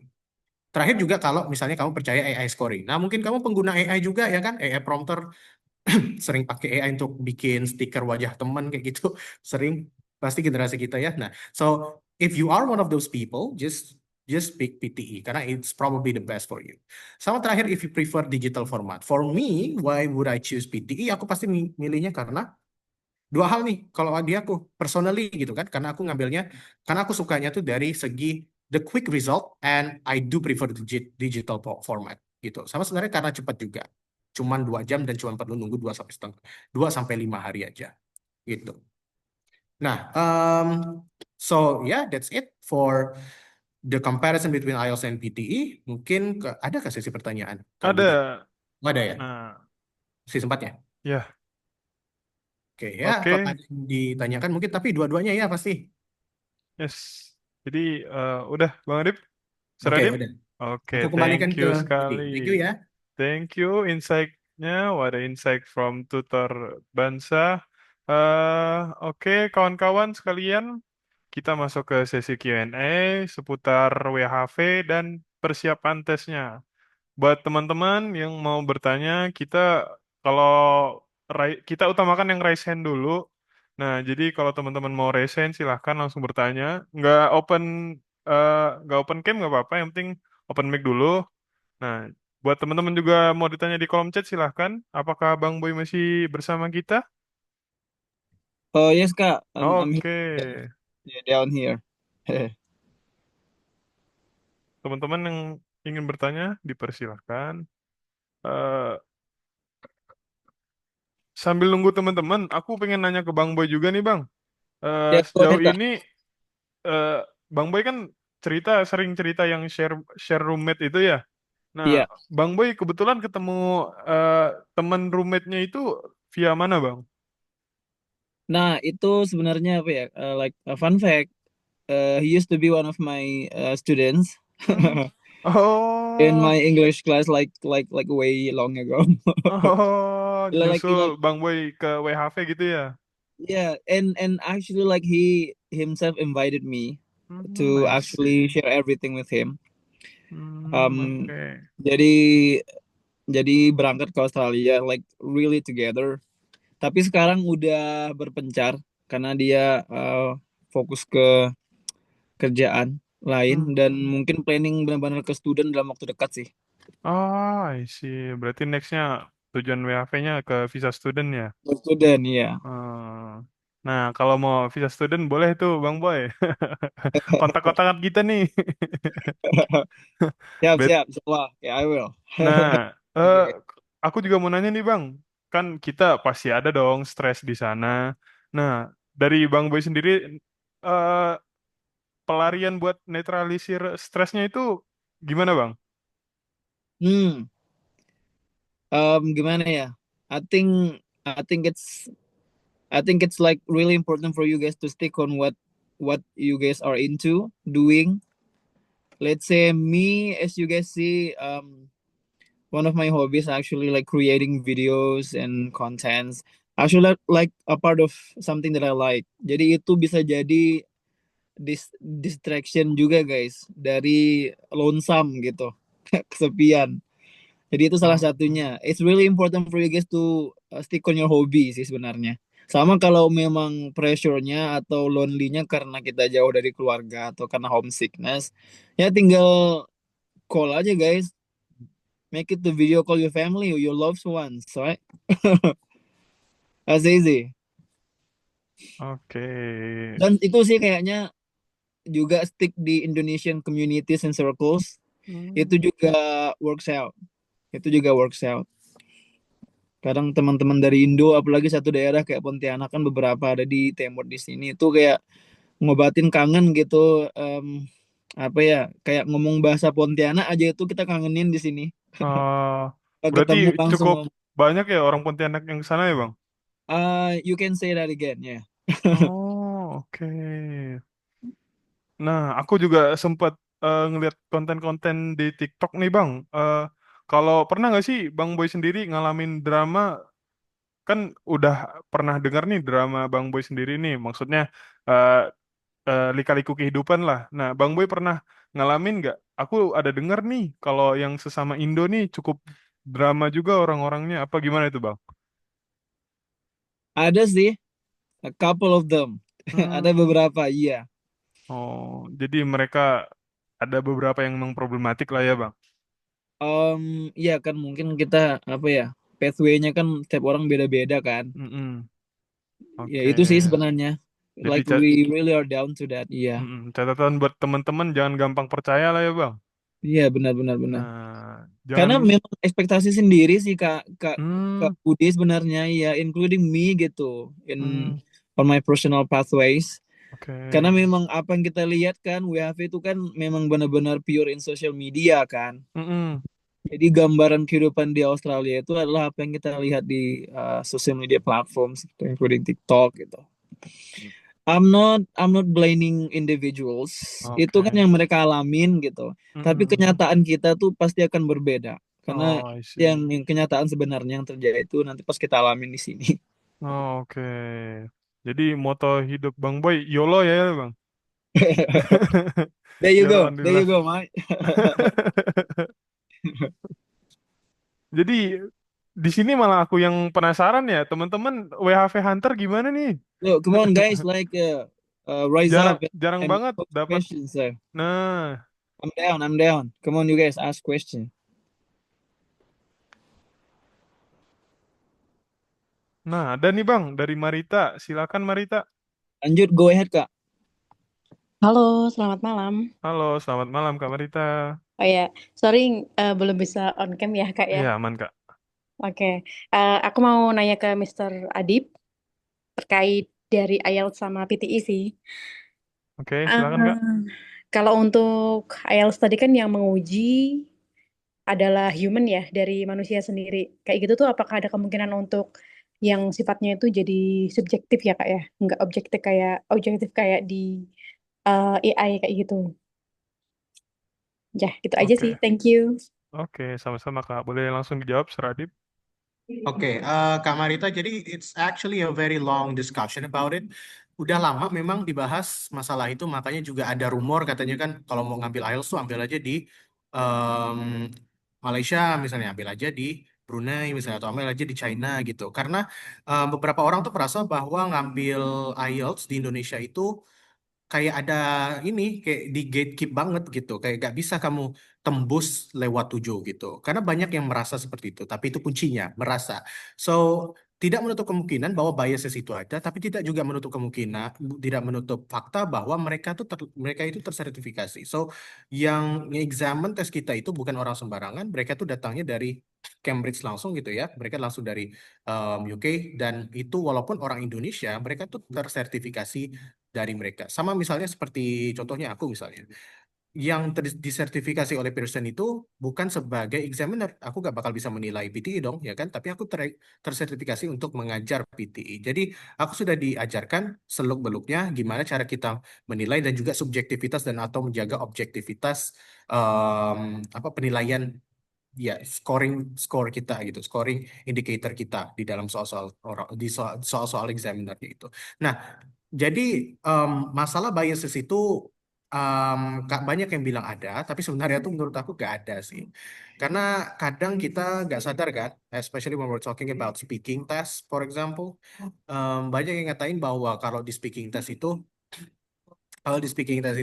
dia tuh ngelihat aksen, dia itu ngelihat naturalness kita gitu misalnya. No, I don't think that's actually true because every speaking test is different. It's not going to be the same, exactly the same like PTE jadinya. So di PT itu kondisinya bakal berbeda-beda. So, yang dinilai itu bukan how many vocabularies that you know, how good is your communication, but how good can you improvise, how good can you talk about some topics, and topics can never be the same, right? So, topics tuh gak bakal selalu sama, topiknya bisa macam-macam. Makanya kadang yang sebenarnya nggak bisa ngecap sampai lebih dari 7 itu sebenarnya cuma gara-gara mereka ngeblunder gitu. Dan ini sebenarnya banyak sekali terjadi gitu. Kita nggak bisa memungkiri bahwa mereka ini tersertifikasi loh. Mereka tersumpah loh itu hitungannya gitu kan. Jadi ya ada biases tapi rata-rata tuh datang dari kita. Makanya aku bilang tuh lebih ngarah ke arah kamu percaya yang mana? Do you love AI more or do you trust more to AI atau if you trust human more in this case gitu. Karena ujung-ujungnya tetap pasti ada apa namanya kekecewaan kalau misalnya kita ngambil terus gak sampai 9 misalnya. Tapi tidak menutup kemungkinan ya ada manusia dapat 9 tuh ada dan itu orang Indonesia. Apakah wajahnya Barat? Apakah dia blasteran? Enggak, aku lihat wajahnya tuh like everyday Joe in Indonesia gitu. Mungkin kamu pergi ke Indomaret ketemu dia seorang supir ojol bahkan. Serius mukanya biasa aja gitu. Jadi I don't think it's really about subjectivity gitu kan. I think it's more about you know kadang in actual test we don't really have the actual speaking capacity that we have when we're not under pressure gitu kan. Makanya sometimes even though you're very good in speaking in English, you don't have the proper score gitu that reflects your own subjectivity. Kadang kitanya yang bahkan yang bias. Makanya karena kita semua pasti bias, kita ambil yang biasnya itu sesuai dengan kita aja. Lebih prefer AI aja PTI. Lebih prefer manusia, ambil aja manusia. Mungkin kayak gitu, Kak Marita. I hope that answers your question. But I'm sure Hmm. it's not going to ease your anxious gitu kan, nggak anxiety. Mungkin masih bingung yang mana nih manusia atau AI gitu. It's okay, just figure Iya. it out dulu aja. Iya sih Kak. Oke, mungkin Iya kan? dari itu kakak bisa menjawab, bisa terjawab kak. Bisa terjawab. Sama mungkin tambahan berarti untuk dari penilaiannya sendiri nggak selalu native ya Kak ya dari IELTS. Nggak so native. Punya aku kemarin tuh wajahnya wajah lokal banget, serius. Aku pikir namanya tuh kayak Daud gitu kan, rupanya David. Oh, gitu aku pikir mungkin wajahnya itu kayak oh Pak Imran nih gitu. Oh, ternyata David. Oh, dia ngomongnya British banget, berat banget gitu. And other cases ada yang India, benar-benar Indian. So mereka tuh tes English proficiency test yang ada speakingnya itu mereka bukan meninggikan, sorry, mereka tuh memprioritaskan adanya perbedaan aksen. Of course, karena aksen itu it cannot be considered your capacity in talking in English, betul? Karena kita aksennya Indonesia misalnya, apakah nilai kita bakal rendah? No, it should not be the main indicator. So bahkan di dalam kamu bisa lihat sendiri nanti ya penilaian IELTS itu kan ada rubriknya juga di IELTS itu, cuman agak lebih susah dibaca. Dia juga melihat bahwa aksen tuh tidak pernah menjadi penilaian. Kalau AI PTI, aksennya itu aku udah nggak ini lagi, udah nggak khawatir lagi kalau masalah AI-nya PTI, karena dia itu udah dicek pada 126 aksen. Tuh, aku aja nggak tahu aksen itu ada 126. Aku taunya Scottish, British, mentok-mentok kayak Manchester sedikit gitu kan. Apalagi Irish, Jamaica paling gitu, American, Australian, New Zealand, Indonesia, Asian kayak gitu, typical India. Gak banyak, gak sampai 100 gitu. 10 pun kayaknya gak sampai tadi aku nyebutinnya tuh. So, ya aksen tuh menjadi khawatiran besar, tapi sebenarnya jangan mix out accent with pronunciation. So, make sure that you speak clearly, pronounce it clearly, and try not to imitate any types of accent if it's not necessary gitu. Jadi ya kita kan bukan aktor ya, pakai aja aksen kita sendiri, tapi pronunciation yang ditempatkan.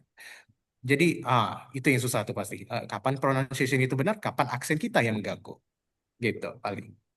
Oke, udah menjawab Kak Marita? Sudah, thank you Kak Oke, Adit. Thank sama-sama. you Kak Marita. Nih, Sir Adip, ada yang nanya nih, yang dari Resen, yang chat, sabar dulu ya. Ini dari Aditya Robi. Mau nanya ke siapa nih? Mau nanya ke Kak Adip sama Kak Boy sekalian sih. Oh, oke, Kak, silahkan Bang. Kak Adip dulu ya. Ini Oke, saya kan baru apa niatnya mau ambil PTE untuk Juli nanti ya. Saya kan baru belajar itu sebulan yang lalu itu. Jadi masih awal-awal bahasa Inggris saya juga masih belum terlalu bisa. Saya itu ada kendala di mungkin writing essay sama describe image-nya itu. Untuk tipsnya bagaimana kalau kalau saya misalnya mau ngapalin template nanti kalau misal kedetek template sama AI-nya itu atau gimana gitu. Sekalian mungkin untuk pertanyaan untuk Bang Boy apa nih Kak? Oh ya, untuk Kak Boy itu kan Kak Boy tadi katanya di Meat Factory yang penyembelian ayam ya. Itu saya mau menanyakan kan kalau di TikTok atau di sosial media kan jarang ada dokumentasi apa kerjaan WHV yang di Meat Factory kan jarang ya. Kalau biasanya kayak petik buah kayak yang di luar seperti itu kan. Kalau di Meat Factory itu apakah kerjaannya itu bagaimana bikin apa bikin pegel atau tapi kalau pegel ya udah pasti pegel ya kerja. Itu bagaimana kayak postur tubuhnya gimana, kerjaannya gimana gitu. Oh, modelan Terima kerjanya kasih. ya. Ya, itu apakah Oke. seberat apa itu saya belum ada gambaran soalnya. Oke, mungkin Nggak ada dari Bang gambar. Boy dulu karena kita melihat waktu ya. Oh iya, Silahkan terima Bang. kasih. Oke Kak. Eh, udah. Jadi benar sih, emang paling sering kita lihat kan berseliweran itu kan, ya kalau konten WHV kan fruit picking ya, perkebunan ya. Kenapa? Karena itu kita bisa ngerekam secara bebas itu sih sebenarnya. Kenapa banyak konten itu? Karena biasanya pabrik itu dia strict banget. Jadi kita kayak paling jauh kita bisa ngerekam itu kalau di pabrik cuman di lunchroom itu aja, udah. Jadi kalau kita ganti PPE segala macem baju itu boleh gitu. Nah, jadi untuk ngejawab pertanyaan kakak tuh tentang gimana sih like what is actually happening down in there di dalam pabrik kita tuh kan sebenarnya kerjanya berpacu dengan mesin kan. Nah, jadi fleksibilitinya agak kurang kalau di dalam pabrik. Tapi enaknya kita biasanya istirahatnya lumayan banyak kalau pabrik. Contoh nih kalau aku di poultry chicken di sini kan, kita kerja pokoknya kerja per 1 jam 30 menit, istirahatnya 30 menit. Atau kalau kita kerja 1 jam nonstop ya, 1 jam istirahat 20 menit gitu. Contoh nih today is like I'm hanging bird for today my job desk. Jadi sejam hanging istirahat 20 menit. Sejam hanging istirahat 20 menit kayak gitu Kak sebenarnya kerjaannya. Tapi ya namanya kita pabrik kan, factory kan, kita berpacu dengan mesin, that's it. Lebih Oh, kayak gitu sih Kak, iya. Kalau untuk oke, kerjaan dari factory. Kak Adit gimana? Cukup menjawab? Oh iya, iya. Terima kasih gitu sudah lumayan menggambarkan sih. Oke, ya. Lanjut buat Sir Adit mungkin bisa dijawab pertanyaan tadi, Sir. Oke, Thank you Kak Boy sebelumnya. Iya aman Kak, sama-sama. Oke, silakan Sir. Oke, thank you. Aku jawab sesingkat mungkin ya karena mengingat waktu dan mengingat habit aku juga.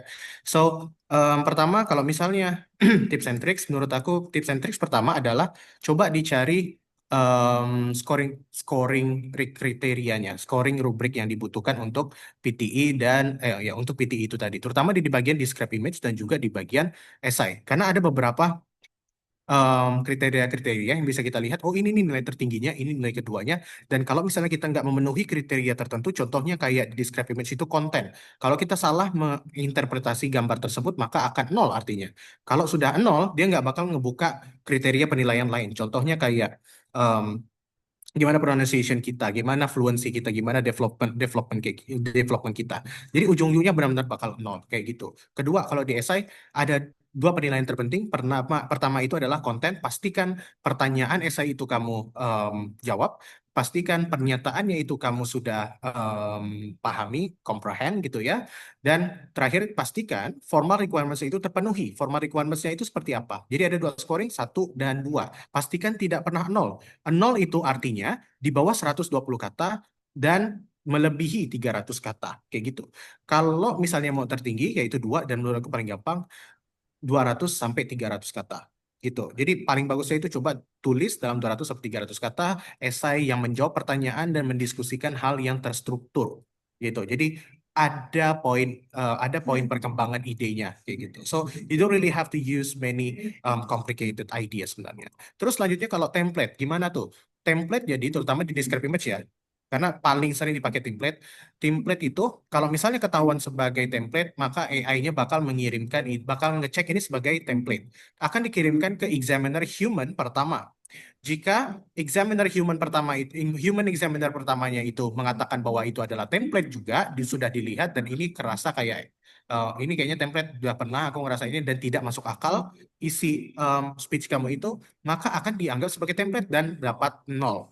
Kalau misalnya, kecuali kalau kayak ini, saat kamu sudah memberikan respons, AI-nya bilang ini template, terus dikirim ke human examiner pertama dan human examiner pertamanya bilang ini bukan template, jadi ada konflik of interest dong, ada konfliknya kan? Satu bilang template, satunya tidak template. Maka akan dimasukkan lagi human examiner kedua. Dan human examiner kedua ini akan menjadi penentu jawabannya. Kalau misalnya human examiner keduanya ini bilang ini bukan template, maka ada dua yang bilang ini bukan template. Selamat artinya nilai kita. Dan AI-nya bakal mengupdate secara otomatis kayak gitu dia. Ya kan AI, makan data ya kan. Kalau misalnya human examinernya bilang ini adalah template, maka akan menang secara demokrasi. AI-nya bilang template, examiner keduanya bilang itu adalah template, maka itu adalah template. Dapat 0, kayak gitu. Oke, thank you Bang Adib. Terakhir nih, Sir Adib, ada pertanyaan singkat. Kak, kan biasanya kalau mock test itu kadang ada suara kayak musiknya pas bulenya ngomong di tesnya. Apakah di real test juga gitu? Jujur itu buat nggak fokus. Mock test yang mana ya? Rasanya nggak ada deh. Nggak ada ya? Oke, Heeh. mungkin Kalaupun misalnya di mock test itu ada yang suara kayak musik gitu pas bolehnya ngomong di jadi seperti ini. Kadang mereka memberikan itu karena rekaman dari speech-nya itu, rekaman dari lecture-nya itu ini rekaman asli dan dia ingin mencoba mensimulasikan tes asli kan. Jadi itu memang menjadi goal utama si Pearson. Goal utama si Pearson itu adalah mencoba mensimulasikan tes bahasa Inggris yang bakal kepake di real life. So, dia mensimulasikan gimana rasanya kalau kamu lagi di dalam sebuah kelas. Jadi kan audio sampelnya kan macam-macam nih. Ada yang ada background noise-nya, ada yang menggunakan full AI, ada yang ngomong pakai manusia biasa clear kayak di studio. Jadi macam-macam memang. Dan apakah bakal ada? Ya, definitely bakal ada. Dan apakah ada yang tidak ada? Yes, ada yang tidak ada juga gitu. So, oke, bakal selalu dan nggak bakal ada. Nggak bakal oke. nggak ada juga gitu. Thank you, Sir Adib. Nah, terakhir banget udah kita tutup pertanyaannya. Ini buat Bang Boy. Ada yang nanya nih, Bang. Kak, Ya, I have a question to Kak Boy. Kira-kira for women pekerjaan yang cocok dan aman di bidang apa dengan WHV? Terus kira-kira apakah dengan WHV tips untuk bisa lanjut di fourth year hanya dengan student visa? Semisal ditabung hasil salary selama 3 tahun, mostly ambil sertifikasi untuk lanjut visanya ini gimana ya Kak? Thank you. okay, this is a good question and the most relatable I would say. Um, kalau kita pilih-pilih kerjaan ya sebenarnya banyak sih Kak untuk kerjaan, especially for women gitu. Tapi kan kita punya mandatory. Kita memperpanjang tahun kedua dan tahun ketiga itu kan biasanya dari kerjaan di regional area yang eligible. Dan tuh biasanya kerjaannya ya mid factory, kalau nggak factory dia perkebunan. Jadi tapi spesial untuk perempuan biasanya kita nggak akan satu kayak section gitu sama cowok tuh nggak akan gabung biasanya. Contoh aku di perusahaan ayam ini kan kayak lifebird gitu all men. Jadi lifebird tuh all men dan yang cewek-cewek itu biasanya di bagian production. Contoh kayak packing atau bagging atau chilling atau KFC ya gitu. Kalau ayam di sini ya. Nah, itu kan otomatis sudah spesial kan kayak kayak ada privilege gitu tersendiri buat women gitu. Bisa lah diimbangin kalau untuk cewek. Nah, kalau untuk perpanjangan ya visa WHP kan cuma 3 tahun. Dan apakah hanya harus pakai visa student dan apakah tabungan 3 tahun WHP itu cukup? Sebenarnya kalau dihitung-hitung cukup aja gitu. Kalau memang plannya udah di set benar-benar in the very first place saat datang di Australia tahun pertama, bisa kok. Karena di sini kan sistem sertifikasi kan. Karena tujuan itu juga, misal kita ngambil sertifikasi 3 nih, Age Care. Nanti tujuannya kita akan kerja sponsorship, cari perusahaan yang bisa sponsorin kita di bidang itu. Nanti sponsor dikasih 2 tahun, Setelah 2 tahun apply kayak 186 gitu, PR, nah itu kan tujuan ujungnya. Nah, tapi kalau memang nggak mau pakai uang tabungan WHV, lanjut ke student, bisa ada satu jalan. Tadi guys, kayak aku kalau boleh flashback kan, menetap di Tasmania gitu di Mid Factory, itu benar-benar seumur-umur WHV kalau memang tahan, menetap aja di Mid Factory karena yang di Tasmania itu kemarin tergolong eligible, jadi masuk in demand gitu. Mereka bisa ngasih sponsor gitu under under company mereka. Nah itu bisa jadikan opsi juga kak, tanpa harus apa mengambil tabungan di WHV kan. Fokus aja ke satu perusahaan, tapi yang eligible itu tadi ngasih sponsor. Biasanya 2 tahun, nggak sampai 2 tahun sih, setahun setengah gitu mereka udah berani ngasih. Nanti pas di ujung-ujung WHV udah mau habis, mereka pasti itu tuh nanya mau lanjut nggak gitu, karena level kita juga naik kan. Itu bisa jadi opsi kak, jadi nggak harus student, sponsor juga boleh, tapi itu plannya memang benar-benar harus di set dari awal kedatangan di Australia, pakai WHV itu sih kak. Oke, thank you jawabannya Bang Boy. Mungkin kita cukupkan sesi WHV Hunter Talks sampai sini. Buat teman-teman yang masih penasaran, terus masih bagi aku sih cukup lumayan insightful ya dari Bang Boy juga dari Sir Adit tentang WHV. Nah, mungkin teman-teman ada poin yang masih belum dapet nih. Kita juga webinar ini berseries, jadi masih ada next webinar lagi di bulan depan. Pantau terus Instagram kita Bansa Foundation juga teman-teman yang ingin konsultasi seputar PTE dan IELTS bisa ke tim marketing kita, ada di Instagram, boleh teman-teman follow. Eh, Terima kasih Bang Boy atas cerita kehidupannya hari ini. Mungkin Ya all kita good kak. cukupkan sampai di sini. Sebelum itu kita foto dulu ya Bang. Yo, let's go, let's do it. Oke, on my count. Ayo teman-teman yang bisa open cam silahkan. Ya, on my count. 1, 2, 3. Oke, one more. 1, 2, and 3. Last one. 1, 2, and 3. Oke, thank you. Thank you Bang Boy. Have a good Yo, night. thank you guys, thank you for inviting. Ya, Oh, thank terima you. kasih teman-teman Thank you semua. Bang Boy. Yo, thank you Kak Adip. Salam kenal Kak Adip. Salam kenal Bang Boy. Kenal Kak Adip. See you